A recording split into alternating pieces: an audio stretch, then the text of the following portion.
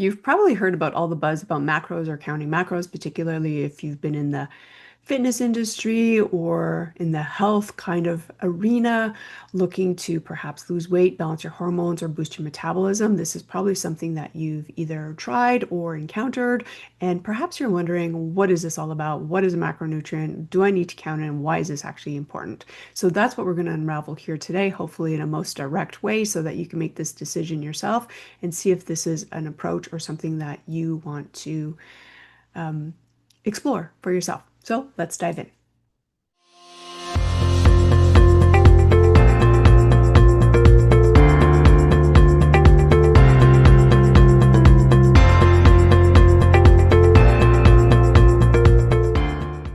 All right, so macronutrients, this is our body's primary source of energy. Macronutrients are from the highest level of what our body needs to keep itself fueled, keep itself alive and thriving.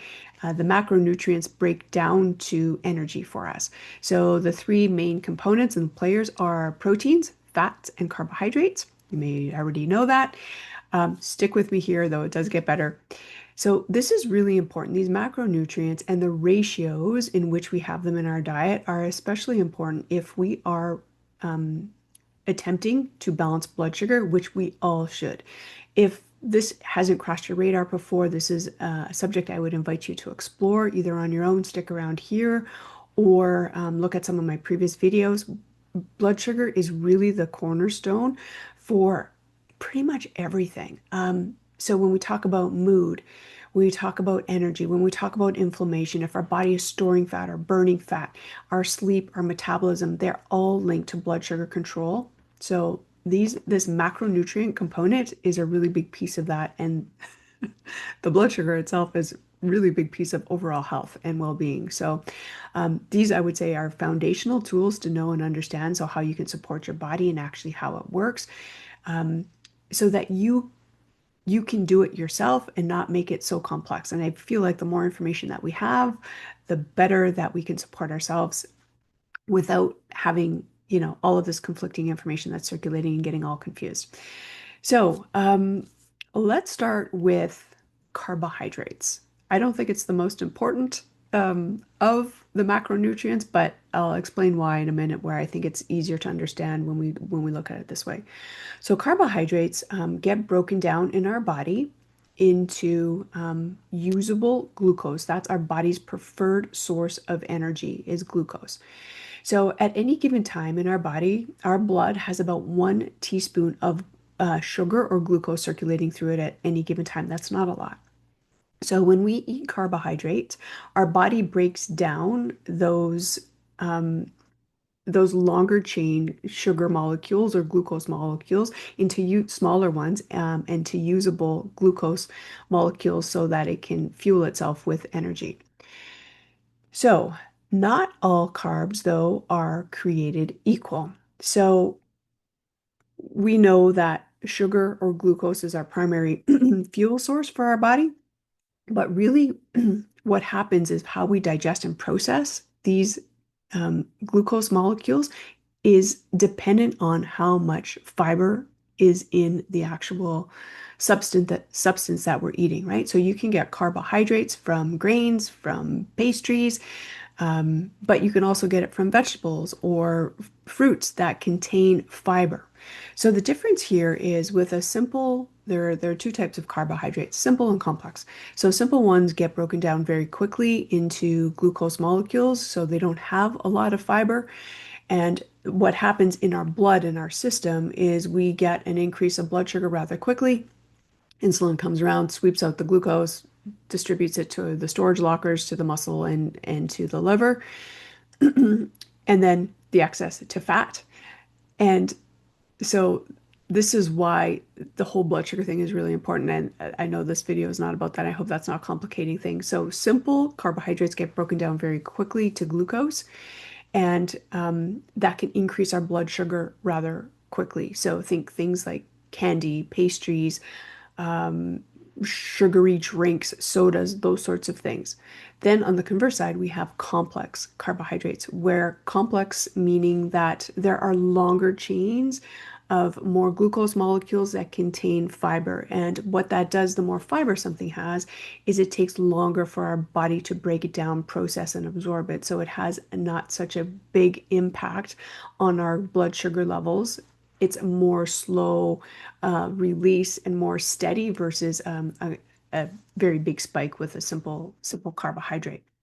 So when we're looking at things with that contain fiber, think about things like vegetables, fruits, legumes.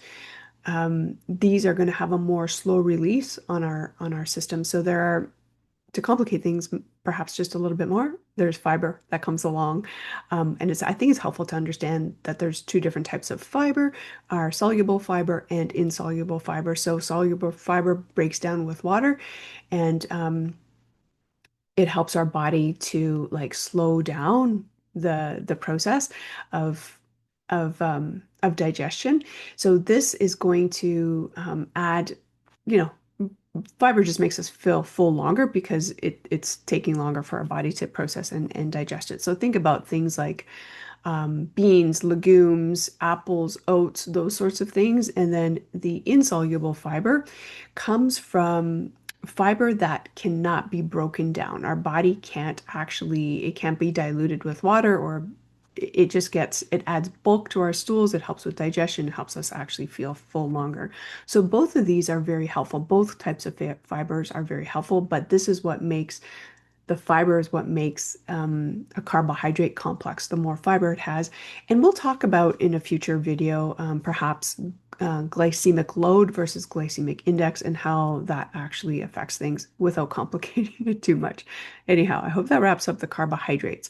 So fruits, vegetables, legumes, these are really good quality. Of course, there's grain. If it's like a whole grain, that can also constitute as a helpful type of carbohydrate. And then the next big level macronutrient is protein. So I would probably put this first as the most prioritizing or most important. That word didn't really work there. The most important macronutrient, which would be protein. So protein comes from the Greek word proteos, which means primary. So this is really our body's primary building blocks for all cells, for healing, for repair. So protein is of the utmost importance for our bodies. Building every cell that we have, we require protein.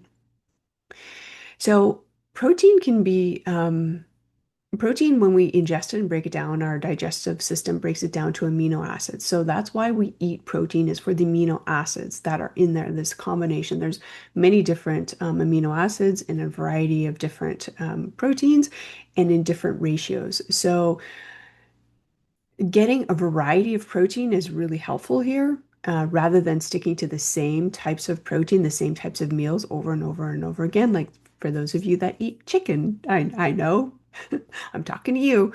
Um, even though it's convenient and it's easy, we're not eating chicken for the sake of chicken itself. We're eating chicken for what our body breaks it down to, which is a unique combination of amino acids. And each source of protein has its own unique kind of combination code of amino acids. And this is why it's really important, because our body has a requirement for 8, it's arguably 9 essential amino acids that we cannot get from our body can't make it ourselves, so we need to get it from food. So this is why it's really important to get a diverse variety of proteins, and actually any food, to be honest, whether it's all of the macronutrients, it's important. Our body thrives on variety, right?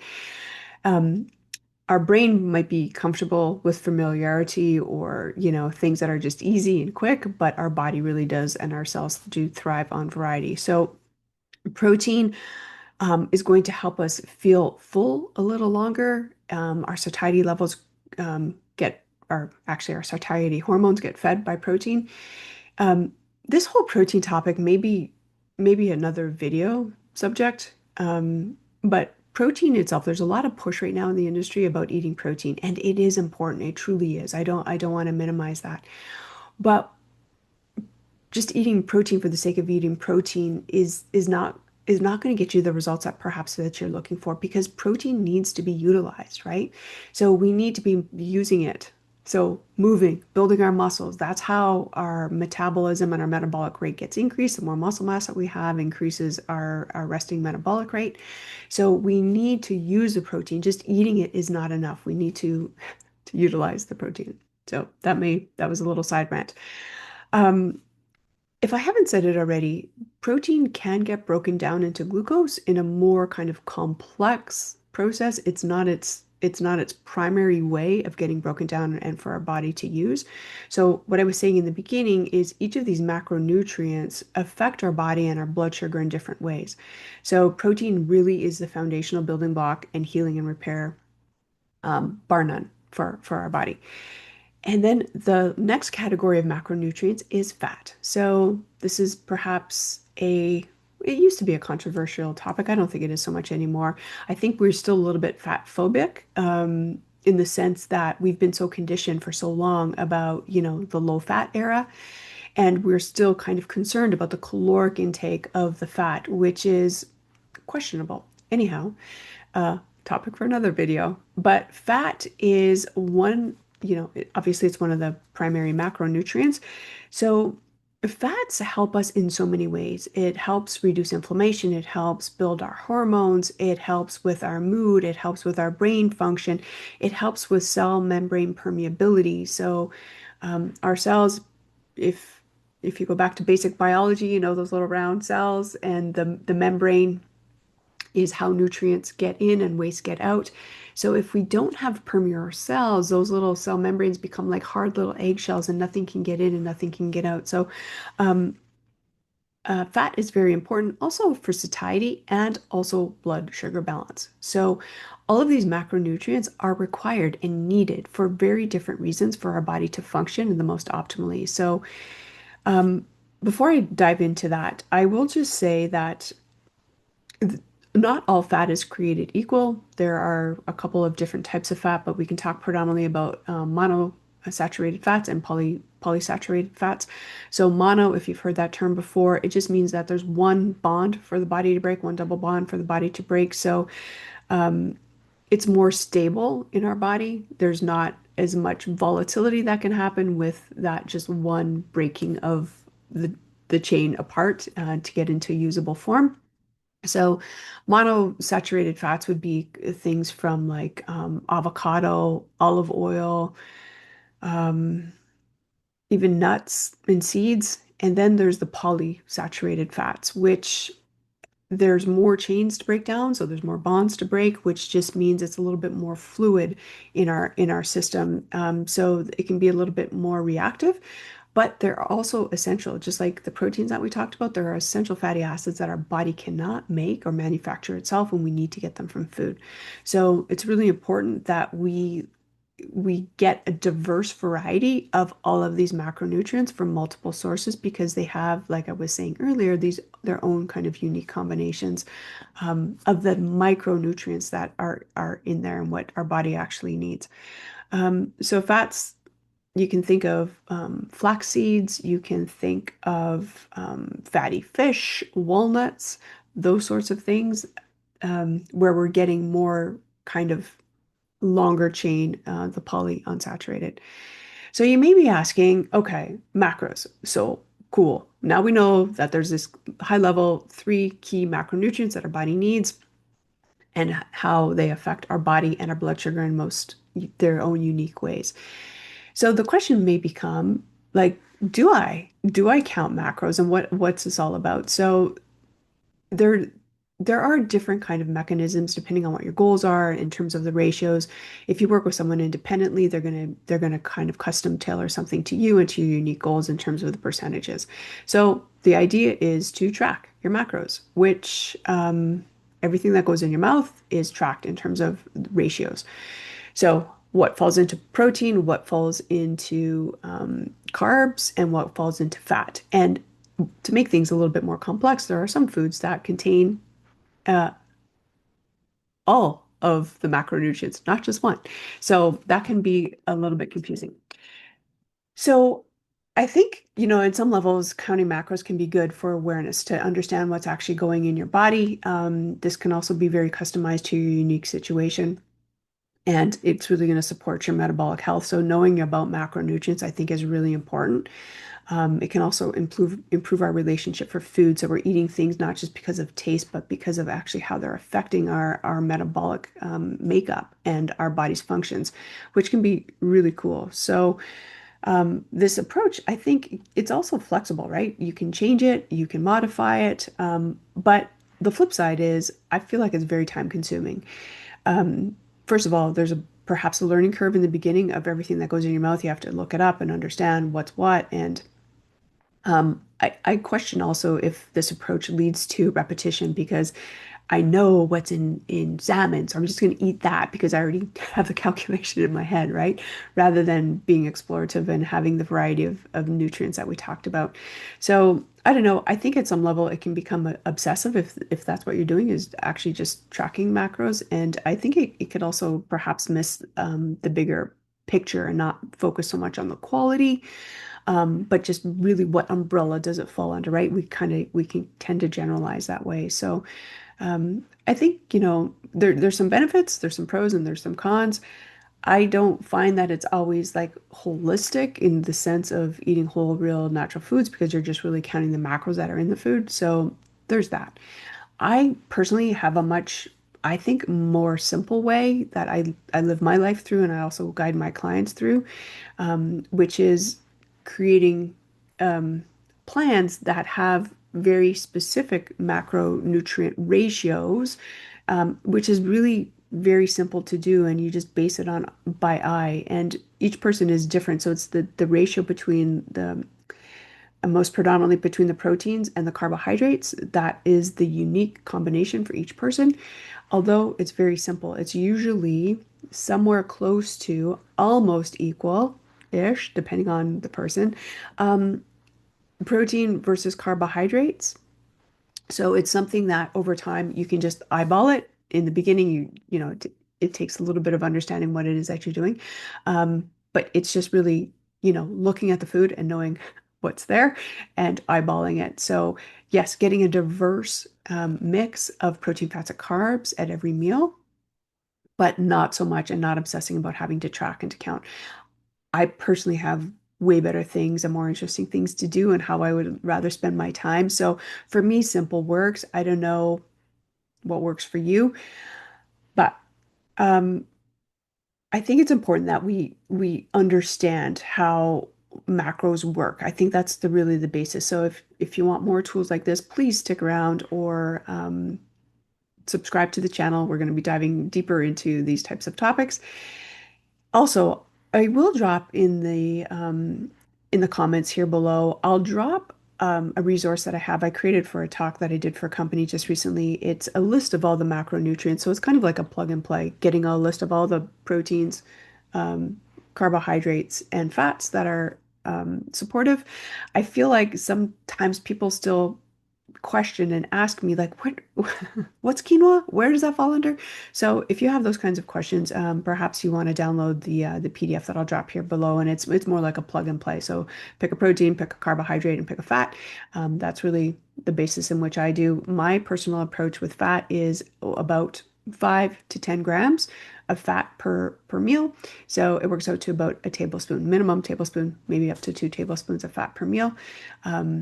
For all the reasons that I mentioned why we need fat. So we'll dive deeper, I think, into glycemic load in the future. I think this is really helpful too for us to understand how different, particularly carbohydrates, impact us and how they impact our blood sugar and why that's important. So, if you are trying to shed some weight or stubborn fat, you want to boost your metabolism, these things are really important to know and understand for yourself. So, if you've tried counting macros before, let me know. How does it go? How does it work for you? What have you found? How does it feel in your body? Do you love it? Is it pesky? I would truly love to know. And I will look forward to seeing you in the next video, and we will dive deeper into these topics to support what we're talking about here: blood sugar, our metabolism, our energy, our mood, our vitality, our weight, all of those things. So I hope you enjoyed this. If you found it helpful, leave me a comment or give me a thumbs up. I would appreciate it. Okay, thanks. Bye for now.